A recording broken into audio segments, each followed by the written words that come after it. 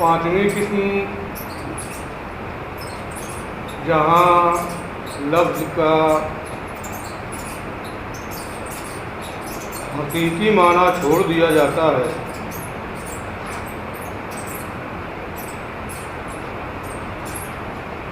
اور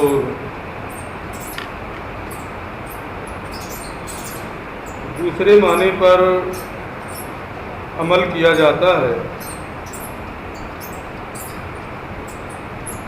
محل کلام کی دلالت کی بنیاد پر، یعنی وہ مقام جس میں کلام واقع ہوا ہے اور جس محل سے اس کلام کا تعلق ہوتا ہے اس کے اندر معنی حقیقی کو قبول کرنے کی صلاحیت ہی نہیں پائی جاتی۔ تو جس محل اور جس مقام میں اس لفظ کا استعمال ہوا ہے وہ محل معنی حقیقی کو قبول ہی نہیں کرتا۔ ایسی صورت میں اگر کوئی لفظ کسی محل میں استعمال ہو، ایسے محل میں جو معنی حقیقی کو قبول نہ کرے، تو اس معنی حقیقی کو چھوڑ دیا جاتا ہے۔ اس کی مشہور مثال آپ پڑھتے رہتے ہیں، انما الاعمال بالنیات، کہ عمل کا دار و مدار نیت پر ہے۔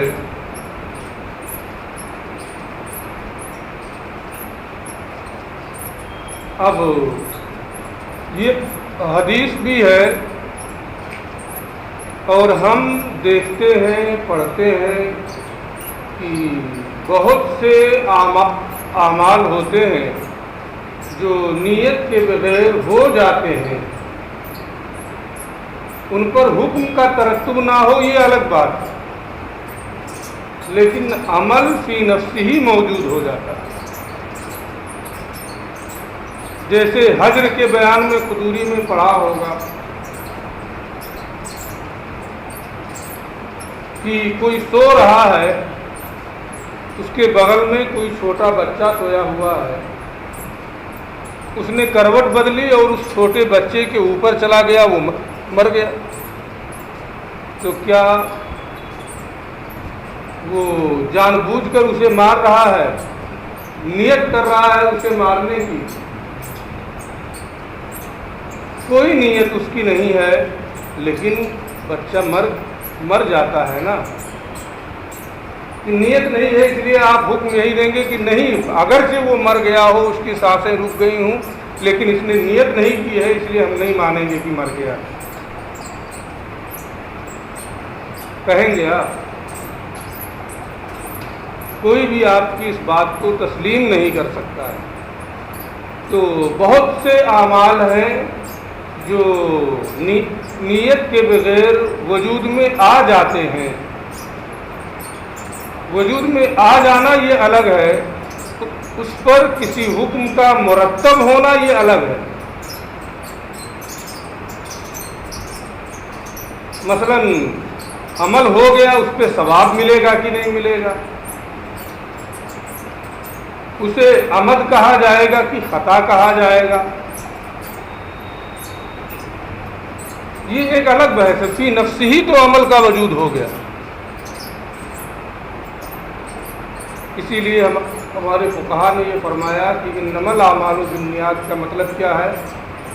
اعمال کے ثواب کا دار و مدار نیت پر ہے، یعنی عمل تو فی نفسی ہو جائے گا، لیکن اس پر حکم یعنی ثواب کا ترتب نیت کی بنیاد پر ہوگا۔ یہ محل ہی ایسا ہے جو معنی حقیقی کو قبول کرنے کی صلاحیت نہیں رکھتا ہے۔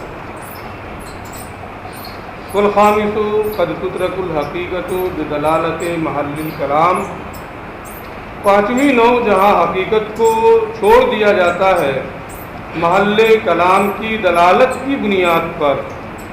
کیا مطلب محل کلام کی دلالت کا؟ اس کو یہ بتاتے ہیں بِأَنْ كَانَ الْمَحَلُّ لَا يَقْبَلُ حَقِيقَةَ اللَّفْظِ، یعنی وہ محل ایسا ہو کہ لفظ کے معنی حقیقی کو قبول نہ کرے. جس محل سے وہ متعلق ہے لفظ، اس لفظ کے معنی حقیقی کو وہ قبول نہیں کرتا. وہ مثالہ محل کلام کی دلالت کی بنیاد پر لفظ کے معنی حقیقی کو چھوڑنے کی مثال انعقاد نکاح الحرۃ بلفظ البیع والہبۃ والتملیک والصدقہ.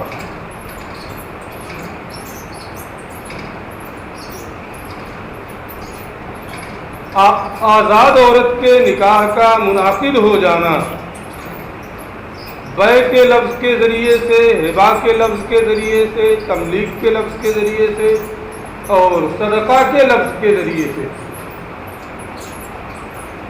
بیع میں انسان رقبہ کا مالک ہو جاتا ہے، ہبہ میں بھی ملکیت ثابت ہو جاتی ہے، تملیک میں تو مالک بنا دیا، ملکیت ثابت ہی ہو رہی ہے، صدقہ میں بھی ملکیت ثابت ہو جاتی ہے.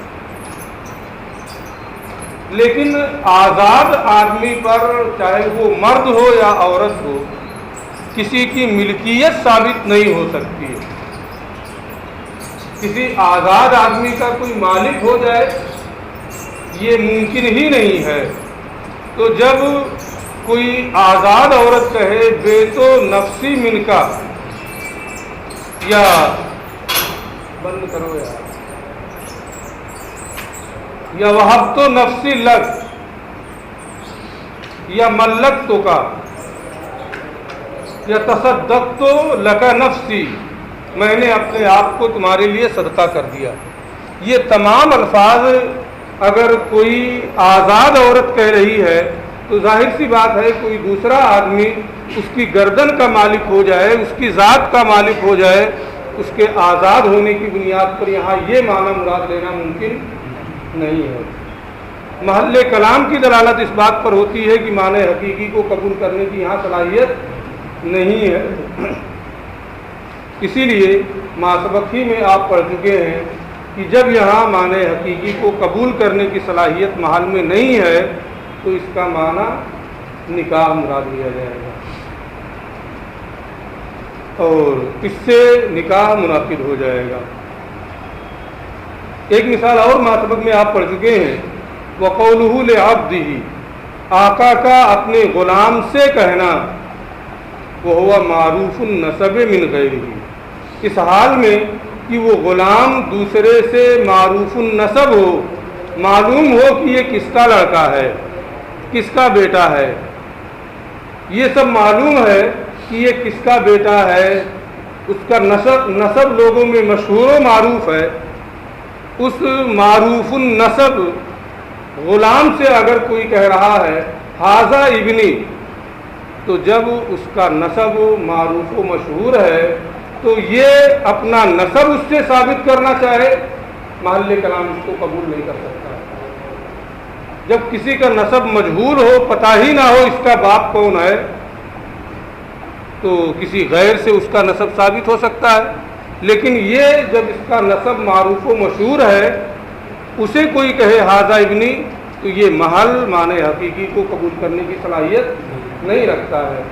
اور جب معنی حقیقی کو یہ قبول نہیں کر سکتا تو ھذا ابنی کہنا تلفظ کے اعتبار سے درست ہے، لہذا یہ غلام کیا ہوگا؟ وَقَضَى إِذَا قَالَ لِعَبْدِهِ، یوں ہی جب کسی آقا نے اپنے غلام سے کہا وَهُوَ أَكْبَرُ سِنًّا مِنَ الْمَوْلَى، اس حال میں کہ وہ غلام آقا سے عمر میں بڑا ہے، تو اپنے سے بڑے عمر والے غلام سے کہنا ھذا ابنی، یہ میرا بیٹا ہے. ظاہر سی بات ہے یہ محل معنی حقیقی کو قبول نہیں کر سکتا. کوئی کم عمر کا آدمی اپنے سے بڑی عمر والے کا باپ نہیں ہو سکتا، بڑی عمر والا کبھی چھوٹی عمر والے کا لڑکا نہیں ہو سکتا. تو یہ محل ہی ایسا ہے جو معنی حقیقی کو قبول نہیں کر سکتا ہے. اس لیے محل کلام کی دلالت کی وجہ سے یہاں معنی حقیقی کو چھوڑ دیا گیا۔ ہذا ابنی اگر کہا اپنے سے زیادہ عمر والے آقا غلام کو کانا مجازن للعتق، تو یہ مجاز عتق سے مجاز ہوگا، یعنی وہ غلام آزاد ہو جائے گا عند ابی حنیفہ رضی اللہ تعالی عنہ، امام اعظم کے نزدیک، جیسا کہ ما سبق میں پڑھ چکے ہیں کہ ان کے نزدیک تکلم میں یہ حقیقت کا بدل ہوتا ہے، نائب ہوتا ہے، قائم مقام ہوتا ہے۔ یعنی اگر تلفظ صحیح ہے تو اسے دوسرے معنی کی جانب پھیر دیا جاتا ہے۔ یہاں تلفظ صحیح ہے، یعنی مبتدا اور خبر کی ترکیب ہو سکتی ہے، اس لیے اگرچہ معنی حقیقی کا یہاں امکان بھی نہیں پایا جاتا ہے، لیکن معنی حقیقی کو چھوڑ کر مجاز کی جانب سے پھیر دیا جائے۔ خلاف لہما، برخلاف صاحبین کے، بناءً علی ما ذکرنا، اسی بنیاد پر جو ہم پہلے بتا چکے ہیں، ان المجاز خلف عن الحقیقت فی حق اللفظ عنده، کہ امام اعظم ابو حنیفہ رحمۃ اللہ تعالی علیہ کے نزدیک مجاز یہ تلفظ کے حق میں حقیقت کا بدل اور قائم مقام ہے۔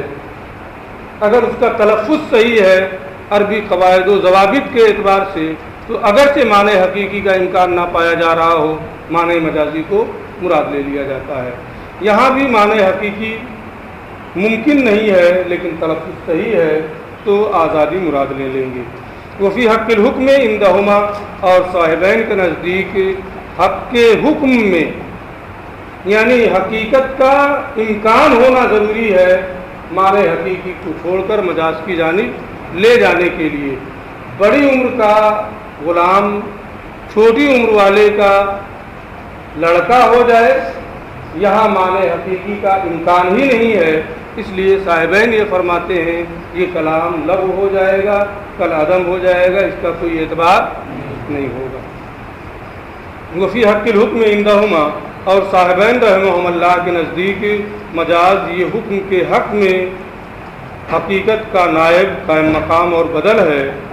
یہاں اصل میں دکھانا یہ ہے کہ ہذا ابنی جب اپنے سے بڑے عمر والے غلام کے لیے کہہ رہا ہے تو محل کلام معنی حقیقی کو قبول کرنے کی صلاحیت نہیں رکھتا ہے، اور جب معنی حقیقی کو قبول کرنے کی صلاحیت نہیں ہے تو محل کلام کی دلالت کی بنیاد پر حقیقت کو چھوڑ کر مجاز کے مطابق عمل کیا جائے گا اور وہ غلام آزاد ہو جائے گا۔